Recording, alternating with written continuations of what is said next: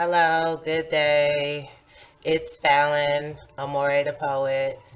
How is everybody doing? I hope everybody had a good week. Sorry I'm getting to you guys late. I worked last night. Night shift sucks because it's a night shift, but I'm not a day shift person. So those of you who are night shift with me, who knows? Day shift people, I love you guys too, but we're just two different kinds of breeds. Anyways, today we're going to talk about being a psych patient, what it's like to be a psych patient, my experience as a psych patient, and being in psychiatric hospitals as a juvenile. So, I actually had my child's father give me like some Q&As. He asked me some questions, and I went through the answers with him for this topic for the week. So, when I was a kid, my first time in the psych hospital, I had to be about 12, maybe 12, 13, or 14, but I was, a young teen or whatever. And back then, you couldn't lock me up in jail because obviously I was under the age. So the psych hospital was the next best thing for my kind of people. So I remember the day very clearly. My mother had actually just got out of prison from being locked up for 3 years. And she came out abruptly, but she was trying to be mom immediately. You can't leave a child like myself and then come try to give orders when I'm a young teenager. It's not going to work like that, especially when I was already the kid that was doing everything for my grandmother with my younger siblings, such as hair, baths, cooking, cleaning, getting kids ready for bed, protecting them any possible way from the child molester. Just, I just was overall a parent, but I was a teenager.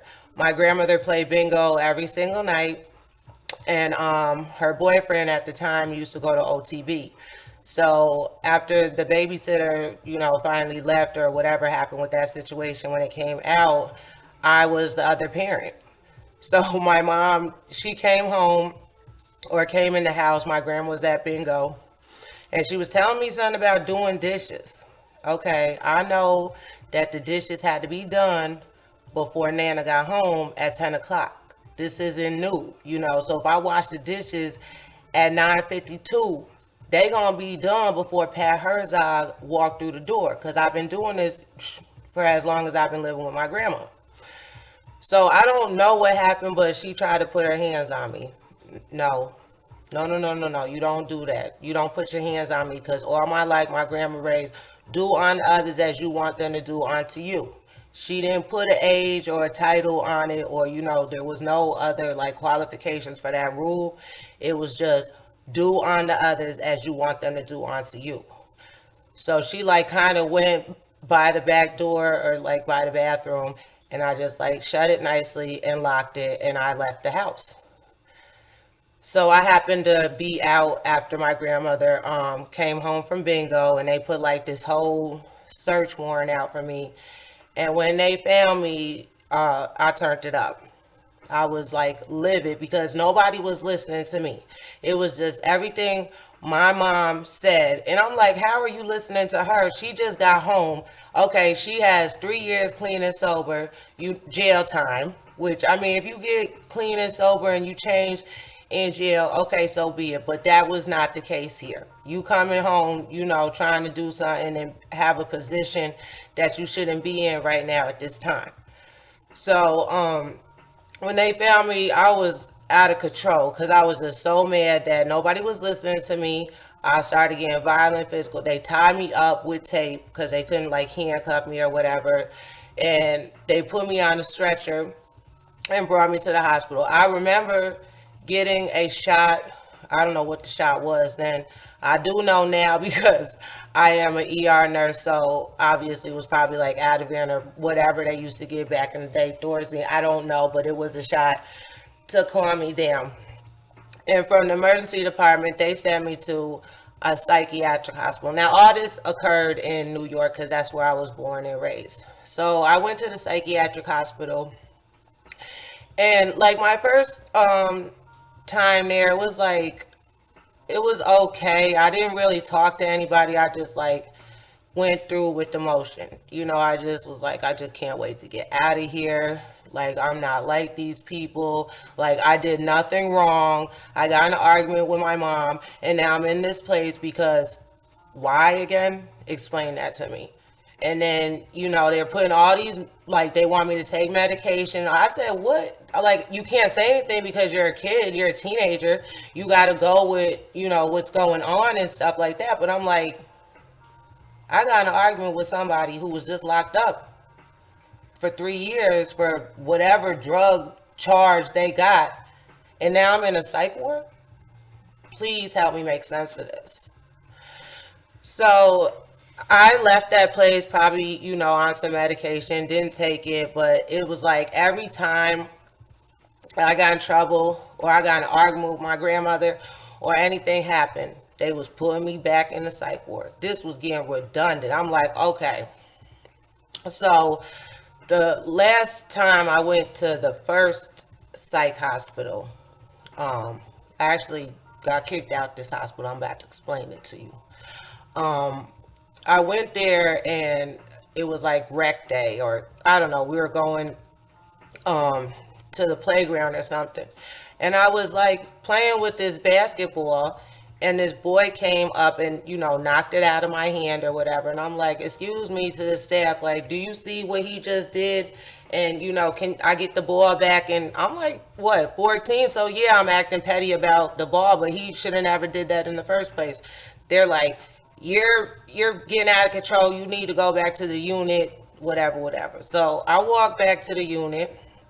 And yes, when I got there, I slammed the door. Yes, probably shook the walls, rattled up the roof or whatever. But yes, I slammed the door, and then I laid on my bed and I started reading my American Girl doll books or whatever. Like Samantha, I don't know if you guys remember those books with the girls with the little ponytails and stuff, little glasses.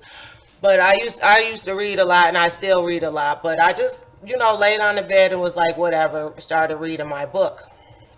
So the nurse knocked on the door, and she came and she asked me, did I want a pill? Did I want, a PRN that's like an as needed to calm me down? And I told her, no, I didn't need anything to calm me down. I'm just reading my book. I think I'm doing a pretty good job, without medication. I'm reading my book. I'm sorry for slamming the door or whatever, but no, I don't need anything. I'm okay. It was like 3 minutes later, they came back with like 10 people and a shot. I stood up off that bed. I said, she didn't tell me I had to take the pill, but nobody wanted to listen to me. Nobody wanted to listen to me. I said, it's all good because it's going to take every last one of you to get that shot in me. And I'm 15, 14, I'm little, but that's what happened. It took every last one of them to get that shot in me, and it took 3 shots to eventually calm me down. Because I didn't do anything wrong, but nobody was listening. They weren't even looking at, my interventions, reading the book. Okay, yes, she did slam the door. That was unacceptable, but do I need a pill now because I slammed the door? I'm not still acting out of control, but nobody's listening. Because I'm the child, I'm the teenager, I'm the psych patient. So I got locked in a padded room and until I woke up again. I don't even know how long I was asleep for, but when I woke up, I could not even talk properly. I told them to call my grandma immediately because whatever medication they had gave me caused me to have lockjaw. And I could not, I don't, like, it's hard to explain, but every time I like tried to say a syllable of a word, my mouth would get stuck. So I'm trying to explain to my grandmother what is happening, but she can't understand me because the way I'm talking. And then of course the staff isn't going to tell them what they did or what happened or what occurred. So I just had to wait, and eventually they transferred me out of that. They was like, my acuity behavior is too high for this hospital, and it's gonna keep getting high if you keep putting medication in me or forcing me to take medication when I don't need it. That's unacceptable. So I went to the next psych hospital, which it was it was kind of like the same, situation or organization, but it was just like locked. So I mean, I don't know why they felt I needed a locked facility. I wasn't trying to run away. I just wasn't trying to have medication pushed down my throat for no apparent reason because people don't want to listen. So they started putting me on medication, but at this hospital they listened a little bit better. So I know they had gave me one medication, and then it was like we went to school and I couldn't see the paper like clearly. I couldn't write my name on the line because it was blurry. My head kept falling on the desk. My hands were shaking. I was like, no, this is not gonna work. I called my grandma. I said, Nana, they gave me something. I can't see the paper. You know how I am about school. I can't focus. I don't know if it's supposed to make me focus or whatever is happening, but I can't. So it's like they kept changing the medications, to find the one that would suit me. And eventually, I guess they did find one. I don't know if it worked or not, but it wasn't doing anything. It had no side effects. It didn't make me feel any different or whatever. So I was like, that's it. That's the one. I love that medication. I will take it faithfully, and that's because I knew as soon as I got out this psych hospital, I was not going to take another pill because pills is not what I needed. Not for me. I needed somebody I could trust, somebody who would listen, somebody who could understand, somebody who would think I'm not crazy, somebody who would recognize what was happening in the household or in my life. I'm the kid. Like, I'm just trying to talk, but I have trust issues because of everything that's already happened to me. I mean, do you expect me just to come out and say, yes, I was physically abused in a foster home and I've been getting molested for 7 years and I've been raped and I've been trying to protect my sisters from having the same experience? Can somebody listen? So I eventually got released from that psych hospital. I never went back after that because I knew what not to do to go back to the psych hospital. And I think my grandmother kind of felt like it really changed me after I went to the psych hospital. They was putting all that medication and all that stuff in me, and I just was acting, not like acting bizarre, but I didn't really show affection or emotion or anything like that. I didn't want to be around people. I just started isolating because I was just like too scared to talk about anything that was going on. I just started running and fighting. That's how I dealt with situations. If it wasn't right, we gonna fight it out. I don't give a damn what's good. And that's just how I lived my life for a long time. And that's how I ended up in jail too until I got to Cook County. We all know that story. If you're not familiar, scroll back through the videos. It's called Locked Up. So like I said earlier, medications was not for me. And that's why I understand a lot of times we don't talk about, the thoughts that's going on inside our head. We just let them eat at us because we know, like, if we go seek out help, the first go-to is going to be medication. Oh, you depressed? We got a pill for that. Oh, you anxious? We got a pill for that too. Oh, you said you got multiple personalities. Now that is really a disorder and you might need some medication. But some people just have, you get angry, that's one person. You're happy, that's another person. When you're sad, that's another person. When you're fearful, that's another person. Do I need a pill for that?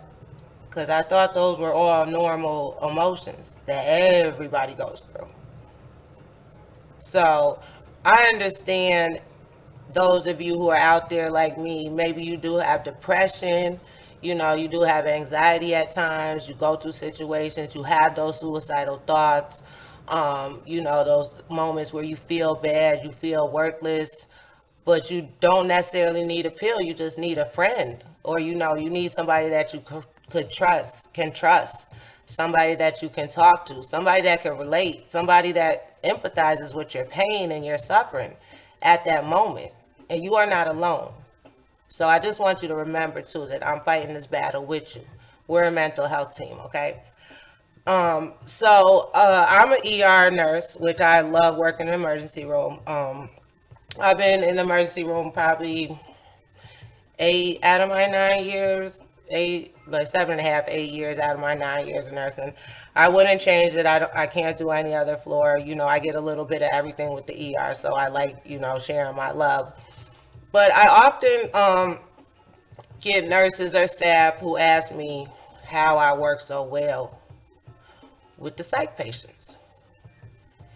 And I don't usually say this, but it just came up in my mind right now. I want to ask them, like, have you ever been a psych patient? I mean, there's different types of psych patients.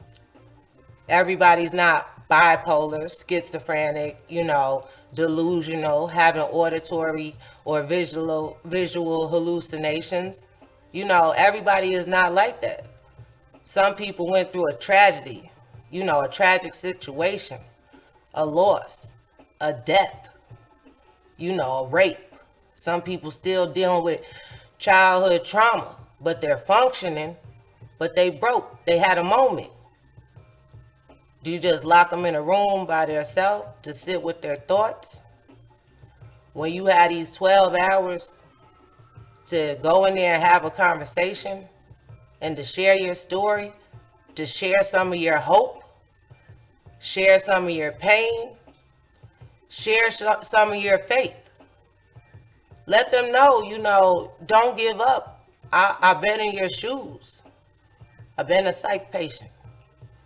I understand you. I understand what it's like to be misused. From the time you got here to, it's never ending. So I understand them. If I was in that bed again, would I want somebody just to write me off because I came in here and had a moment?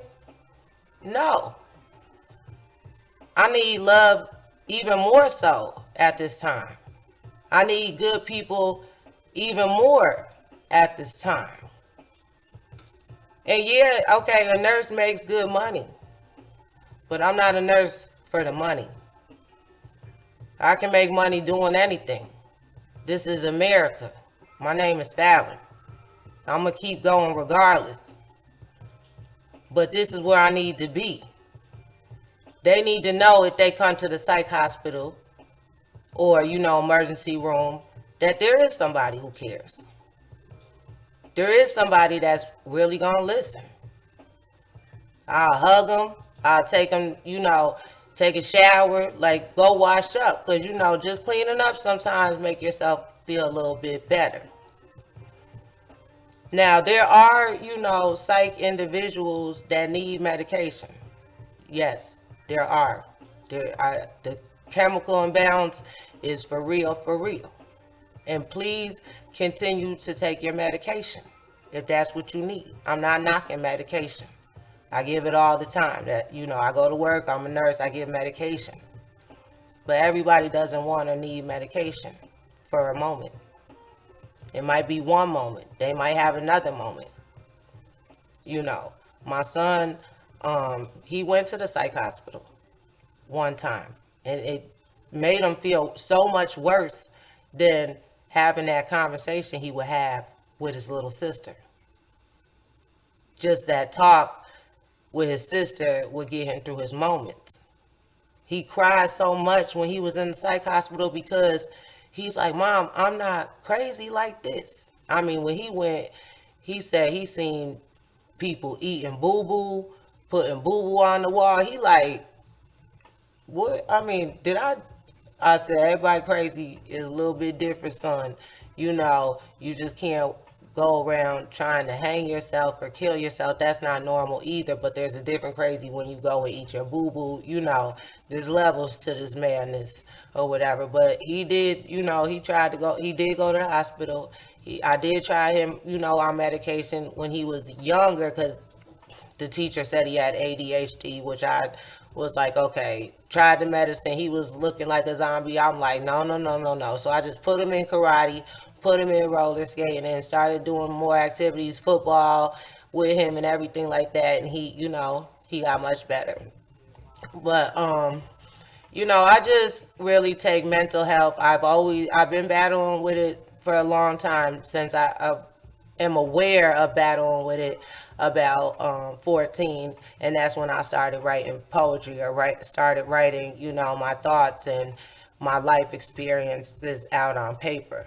So I just, if you ever have a chance to come in contact with a psych patient, or, somebody has a mental illness, or somebody who is, going through a moment, don't write them off. Take it very seriously. Some people do manipulate stuff. Some people are out here as your prey. They look for people like you who, are mentally weak, trying to build your strength up. So you have to be careful. You have to be mindful of those type of people. You have to. You have to protect your soul, your mental, your spirit, your whole being, because you're one of a kind, you know. And if people have a chance to get to know you, they will understand your growth, your worth, your value, a lot more than just the outside, because the shell means nothing. There are so many people that maybe they don't put makeup on, or they don't dress to, have the best fashion or whatever, but they're beautiful people. Beautiful. And there's those who have it all, and it's just a mask. They're some of the worst people. So today the poem I have for us is called Psych Patient. You will never understand a psych patient if you have not been in their shoes. Listen to them. Not every one of them is crazy. They just have a lot of blues. See, it started when I was young, maybe even the day I came out. I was born to a drug addicted mother who chose crack instead of seeing what my life was about. A father who left as soon as he found out I was in the womb. Another fatherless child in a life set out for the dunes. Next was the foster home where beatings were given every day. This lasted from 2 to 4 years old, and being so young, there was nothing I could say. Finally, my grandmother came to save me from my misery. At first, I thought it was a good thing, and from now on, I would be happy. Come to find out, I was just another income and extra money. My grandmother gambled at bingo every night, and her boyfriend OTB. I hardly would see them, which gave our babysitter ample opportunity. I was too young, but at 6 years old, I was already ready to leave. The molestation lasted 5 to 6 years and literally drove me insane. Every night, I prayed for wings in order to fly away like a crane. I couldn't express myself because I still had no voice. I didn't ask for any of this, and to be born was not my choice. Wow. I'm only 12 years old, and this has been my life so far. I started acting out of anger, because I knew my life was not up to par. Am I supposed to be sane with the examples that I was given? If sin is all I'm shown, how do you remotely expect me to be free of sin? Next comes the psych hospitals, because now I'm crazy. I need special help because of what other people have done to me. All these strangers I have to trust that I don't even know. It didn't have to be like this if the people that said they loved me didn't let me go. Here's some medication to help with all your problems. What do you mean? I was the child. Can't you see it was them? I don't want medication. I just want to talk about what happened. I want someone I can trust, at the same time confide in. You will never understand a psych patient until you have been in their shoes. Listen to them. Not everyone is crazy. They just have a lot of blues. People assume the older you get, the wiser you become. It's hard. especially if that's not where you originally came from. There are so many trust issues, and most of the time you're confused. You give people your all, and in return, you are mistreated and used. You want to be normal and think like everyone else does too, but this is how you are, and you can't fight you. You look and look, hoping to find real love that will last. That's difficult because look at the love you were shown in the past. You give chance after chance and forgive day after day. When you make a mistake, you apologize and try to make it better any possible way. Why do these things happen to you at so young of an age? No one understands you, so you sit down and write page after page. You're crazy because you are too nice and don't understand why others are mean. All you want is to see others happy, and you're always making people laugh on the scene. You're so funny, bright, righteous, as well as full of love and joy. But inside, your heart is ready to explode and set up to deploy. You think outside the box and you read into everything. I thought that was okay because everything happens with some reasoning. They say believe none of what you hear and only half of what you see. Wow. Now, why does my hearing have to be greater times three? You live to die, and most of the night you have tears in your eyes. Every morning you wake up to start your day. You don't know why. You experience almost every last emotion, and there are times you can't control them. You wish you can fix everyone's problems or cough them up and spit them out like phlegm. You have to focus in order to make it and take one day at a time. I know it's a lot, and it makes it feel like being righteous is a crime. Good guys finish last, but if you make it, we usually come out on top. Don't let others' emotions control you and make your spirit pop. Life is known for giving us obstacles and throwing curveballs. Don't give up, watch your step, and be careful not to fall. Our hearts are warm and sensitive, and we must protect it from pain. Remember now, we're crazy, and any little thing will make you insane. Keep pushing and don't stop so you can accomplish your dreams. Stay away from external triggers and people who are not on your team. There is a thin line between our reality and their make-believe. There are things that some people want, but people like us really need. Keep being who you are and let your mind be free. Don't give all your love away because you need to save some for I, myself, and me. You will never understand a psych patient until you have been in their shoes. Listen to them. Not everyone is crazy. They just have a lot of blues. Amor'eThePoet, pound 24. So, love bugs, I just want you to know that you are not alone. I continue to fight this battle with you. We're on a journey together. Do not give up, no matter what the case is, no matter what the obstacle is. You're going to get through it. One day at a time, 1 hour, 1 minute, 1 second. We're going to get through it together. Never give up. And remember, I love you. See you next week. Amor'eThePoet, pound 24.